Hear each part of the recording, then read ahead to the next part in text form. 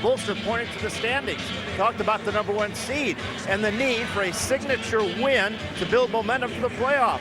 Thibodeau, meanwhile, said this game doesn't have more importance than any other game. They all count the same. Miami looking for a defining moment in the regular season. Chicago merely looking for another win. Mark? All right, Craig. Yes, Eric Spoelstra would like to make this a statement game off the 5 up, 5 down over the last 10 games by his team. Here's Miller shooting for 3. Miller able to follow it up, and his pass is broken up. Dang got a hand on it. And you look at Chicago's schedule coming up following tonight. Hamilton came up short. The tip missed. Tip is good by Boozer. The Bulls. Next game will be Sunday night at Detroit. A very favorable schedule. Not that these are necessarily guaranteed wins. And then Monday night they're back home for the Wizards. And then at Charlotte, preceding the 4th and final meeting against the Heat, which will take place next Thursday in Miami. Haslam making only his second start, a surprise starter here tonight against Chicago after Turiaf had taken over for Anthony and started the last 5 games. I think the reason he's starting is because Eric Spoelstra is so concerned with Chicago's offensive rebounding and quickness on the front line, with good reason, as Haslam comes away with the steal. Remember, Haslam was the guy who changed the Eastern Conference Finals last year. Nice pass from LeBron. Well, remember they made the move to Haslam in Game 2 of the Eastern Conference Finals. Not only that, changed everything. Go back to the year they won the championship. It was Haslam that they put on Dirk Nowitzki at the end, and he wound up. I mean, he was all over him. He was rolling him basically during the course of the game, but that turned it around. He's the highest energy player on that front line for Miami as Boozer lines up the 18-footer and knocks it down. But I think the biggest concern for Miami when they play Chicago is just the depth on the front line and the speed and quickness of Chicago's bigs, particularly Gibson and Ashik when they come off the bench, and obviously Noah as well. Chicago can just wear you down low. Nice pass. Haslam lays it home. You have to know where to look for the next pass. And sometimes just the second pass and third pass aren't enough against these defenses. You have to go one more pass to get an open look. Just under 3.5 left in this first half. Rose too strong that time. Rose recovers. Hamilton for 3. Thought he might get that high hop, but it carried over the backboard and out of bounds. And now Ronny Turiaf will come on along with Shane Battier. For the Bulls, C.J. Watson, number 7. C.J. Watson, who has been a frequent starter in the absence of the injured Derrick Rose. And C.J. and John Lucas have both played very well. Taj Gibson off the bench. Another valuable guy, and momentarily we will see Omer Ashik. Remains at the scorer's table. Watson is defending on Chambers. Battier played by Gibson.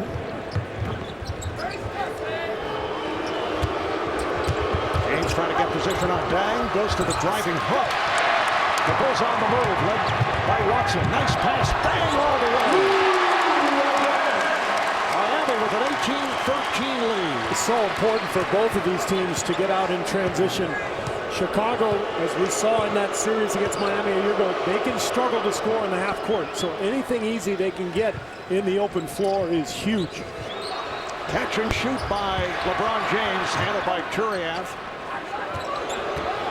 Here's James again. LeBron James. LeBron with his 3rd field goal. He has 6 points. LeBron James has been the most consistent player on this Miami team at both ends of the floor the entire season. There's no question. He has had an incredible year for the Heat. And the loss the other night to Boston at 36 points. Chalmers with the steal. And he draws the foul. Not a good foul by Hamilton. Now, why reach out and grab the guy's jersey from the back as he's coming up? If you're not going to get there in time to take the hard foul, don't give him any extra points. There's the steal. Board of full slate of games across the NBA networks. Friday, Suns, Rockets, Mavericks, Blazers on ESPN. Sunday on ABC, the Heat and the Knicks. The Knicks with a big win in Milwaukee last night. Now 2 games over the Bucks in that battle for number 8 and number 7. Mavericks at Lakers. And on Monday, NBA TV presents a doubleheader. 2 minutes on the So board. just under 2 minutes remaining in this first quarter. Marv Albert, Steve Kerr, the Czar, Mike Fratello, Craig Sager, Dang off the drive, draws the foul. The Bulls come in with the best record in the NBA. Turiev on the foul, 44 and 14. They have 8 games remaining, including tonight. The Heat at 40 and 16, so they are second. They're 3 games behind the Bulls, and Miami has, as they say in National Hockey League circles, 2 games in hand. They have 10 games left, including tonight. Well, I thought you did enjoy the hockey reference. Feel free to talk about hockey assists later if you want to add to that. But listening to Craig Sager earlier talk about, you know, the approach from Eric Spoelstra versus Thibodeau's theory, and Spoelstra feeling like this is a more important game for them. I agree with that. I think this is a bigger game for the Heat than it is for the Bulls. I think the Bulls know who they are. They're the more disciplined team. They know what they're doing. They know their approach. I think Miami has more upside. They can get better. But right now, they've been sort of disjointed the last few weeks. They need to find a groove here going into the playoffs. Gibson off the pick. Wide open shot. Kept alive by Brewer, just checked in. Watson has the open jump and knocks it down. See that energy supplied by the second unit of the Bulls that come in, miss a shot, but chase it right back down, get the second shot opportunity and make it. Mike, I think this is a big couple of minutes here with Bosch and Wade on the bench. Chicago's got a great defensive unit out on the floor. They can hold Miami down and then get out in transition and score. Forced shot by Chalmers, who was met by Ashish. And that's a jump ball. The tie-up. We've been talking about the recent stretch of Miami where they've gone 5-5 with the playoffs approaching. But you look back in recent years, last year, Dallas, over their final 19, just 10-9. They turn it around. They go all the way, winning the NBA championship. 05-06, Miami finished the season with 9 losses. Their final 16 games to win the title. Well, and Eric Spoelstra said it just takes one game, one really good game to turn things around. Obviously, Boston has turned things around here the last month. They've got some confidence. But yeah, there's no question that's the case. But the upsetting thing is that the rotation is so jumbled this deep into the season. Half minute left in this first quarter. Chicago with the ball down by 6. Watson for 3. Yes! Watson in his 5th year out of Tennessee has done a terrific job off the bench, averaging 10 points and 4 assists in about 24 minutes a game, and has been effective, as I mentioned earlier, along with John Lucas and subbing for the injured Derrick Rose. Final seconds of the quarter. Here's James. Miller with the rebound. Bulls in the first quarter with a 6-0 run. After 1. Defense and rebounding is there for 48 minutes, and that's what can wear the Heat out. Bosch is hacked by Gibson. The 2 shots coming up for Chris Bosch, an 82% free throw shooter. Steve, you've won a championship in your career. One or maybe 2 or 3. I think that's a personal attack right there. Let me put it this way. You've won a couple of them. Okay. Maybe you have your rings on your fingers. I've got them in my pocket right now. What is your Where are you going with this? The point is, what's more important, having a great record, outstanding record, or doing something like the Giants did in football, where you gain the momentum at the end of the year, you get on a roll going into the playoffs and continue it right through, and then wind up winning the Super Bowl. Actually, the most important thing is having either Michael Jordan or Tim Duncan on your team. That's really the key. But I think most coaches would tell you they just want to be playing well, and they want to be healthy going in, regardless of seeding. We've seen a lot of championship teams that have come from, non-number 1 seeds. It's just about really playing your best when it counts. Brewers pass behind Ashiq, and it's a turnover. Chalmers comes across.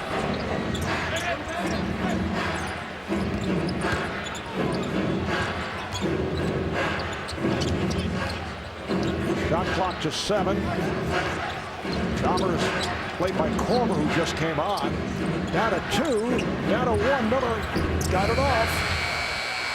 Not by Archie. What a brilliant possession defensively from Chicago. Everybody in sync and flying to the ball. Corver knocks down a 3.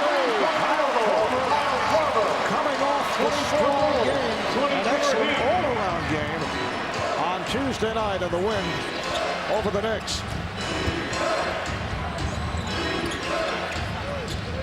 Miami continues to have trouble finding a shot, and again a turnover leading to the foul. It's on Miller.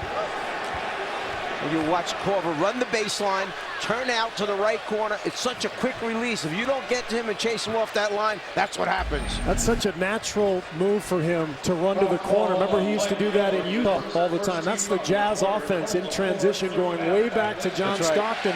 The wings would cross on the baseline, and Stockton would throw ahead.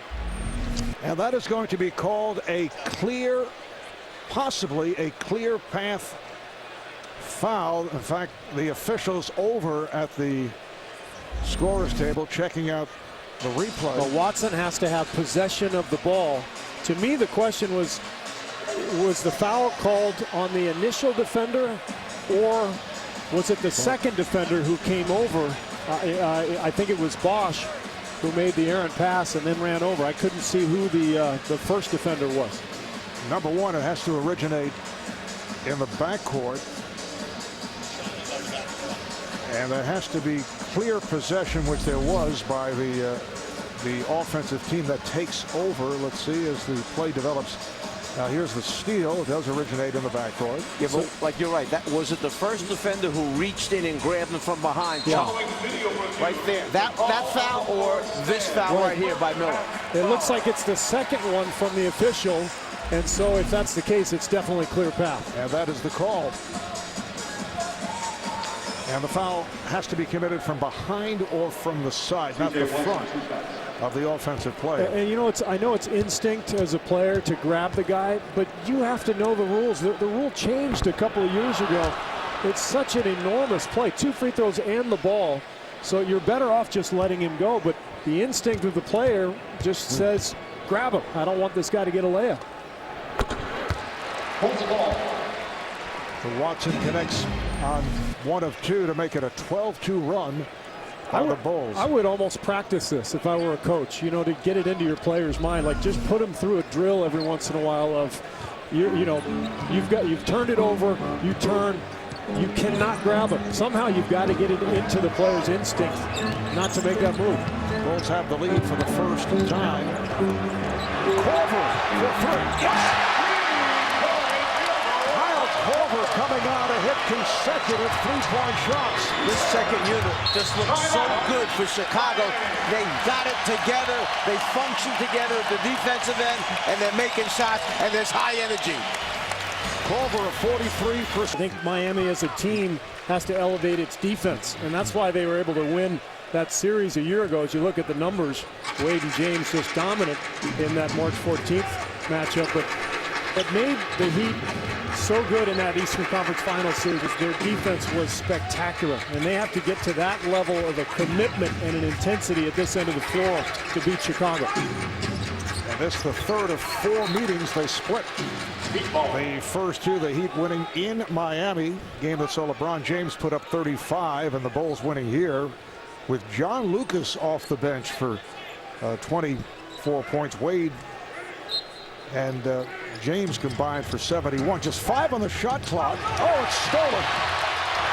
Watson taking the distance and hands it off. Corver is rejected. Kept alive, though. Watson met by Wade. Boy, Derrick Rose has been on the bench for an awfully long time. Oh, the tip by Gibson. Well, Derrick Rose played the first 9 minutes and went 0 for 4. From the field. And what I love about Tom Thibodeau is that he just trusts his guys, and if they're going well, he's going to keep them out there. He doesn't worry about hurting anybody's feelings. I think all the great coaches approach things that way, and this Bulls team is very mature. They're all able to handle it. Once again, that shot clock rolling down. Miami continues to have difficulty finding shots. Wade had a force. Rebounded by